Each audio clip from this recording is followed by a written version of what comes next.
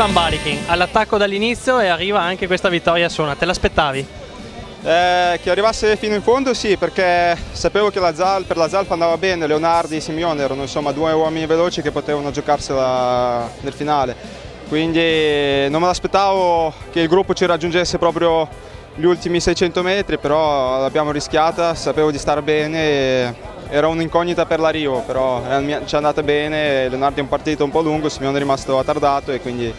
sono riuscito a tagliare l'arrivo per primo. Gianluca Leonardi, un secondo posto e questa maglia che fa da consolazione. Sì, fa un po' da consolazione perché non è arrivata la vittoria, però vabbè, è andata così, ma io ho fatto di tutto per vincere la corsa. Poi sapevo che Balikin nel gruppettino era più veloce,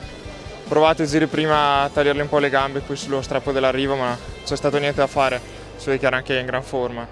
Mirko Maestri, alla General Store ti trovi bene, è arrivata anche la maglia rossa, ormai sei un veneto adottivo. Sì, infatti è una bella soddisfazione con questa società, ho cambiato proprio, non sono uno che cambia tanto, però l'anno scorso ho detto proviamo a cambiare, mi trovo bene con Bertoletti, Billy Ceresoli, sono due ottimi direttori sportivi, mi hanno cresciuto bene e spero di poter dare ancora tanto.